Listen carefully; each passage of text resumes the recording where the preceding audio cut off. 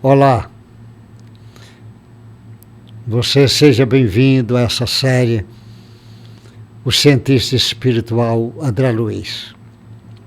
Hoje, na lição 16, que eu ainda estou buscando material no livro Evolução em Dois Mundos.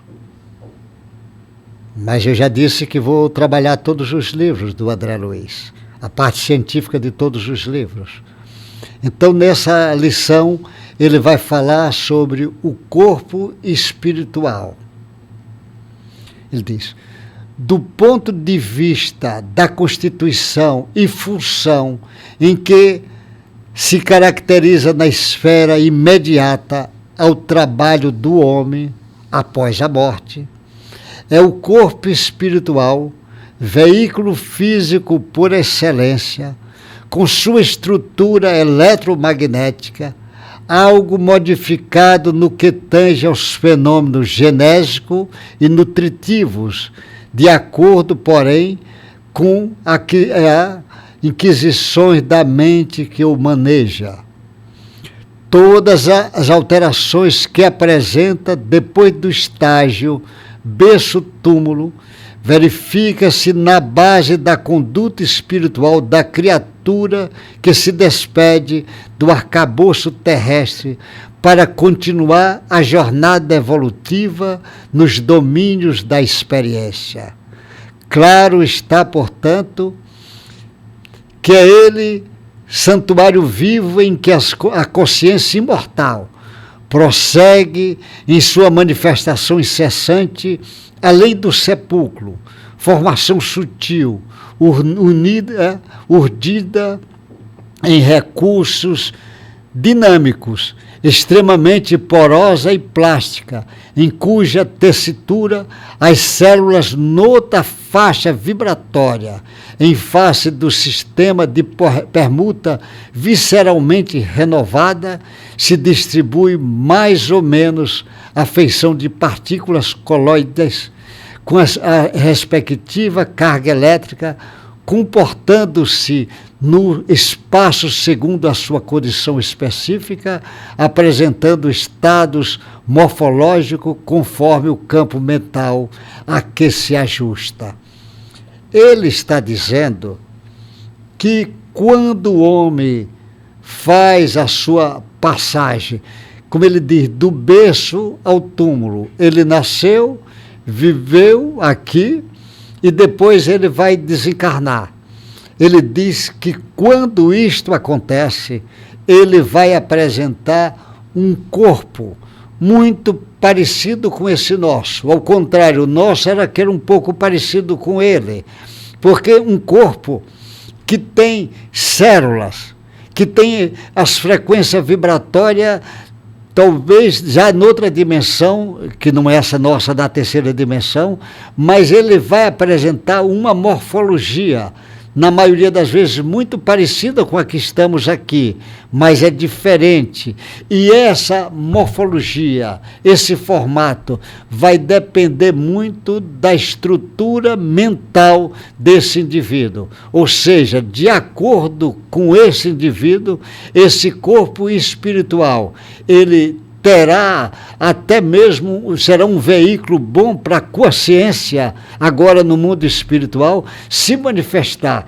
E isso depende muito, é muito importante que ele diz, do lado moral, do lado espiritual do homem. A ética moral do homem aqui é muito importante nessa formação desse novo corpo. E nessa formação desse novo corpo vai ter algumas alterações que principalmente nós vamos ter uma alteração na parte muscular, na parte digestiva, na parte genésica. Ele tem alterações muito fortes, principalmente na parte muscular e na parte digestiva. Há alterações que o André vai depois definir essas alterações. Ele vai até usar termos para essas alterações. É porque esse corpo existe. O Paulo de Tarso, ele chama atenção nas suas nas suas cartas sobre esse corpo espiritual. Esse chama a atenção da existência desse corpo espiritual. E esse corpo imagine quando a ciência médica souber que existe um corpo espiritual e que esse corpo espiritual faz uma ligação profunda com esse corpo nosso. E a fisiologia nossa sofre influência da fisiologia desse corpo espiritual, porque esse corpo espiritual, na realidade, obedece ao espírito, o comando do espírito.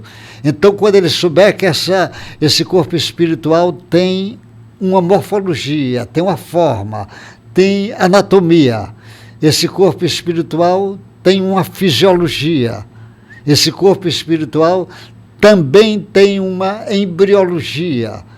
É revolucionário isso que ele está dizendo para a fisiologia. É revolucionário a informação que ele está dando para o mundo de estudo da biologia. Porque ainda eu lhe digo, esse corpo espiritual existe no homem, mas existe no animal. Olha a revolução que será na veterinária, na zootecnia. Mas esse corpo espiritual também existe nas plantas. Olha a revolução que fará na botânica. Esse corpo espiritual está desde o início, nos seres mais primitivos.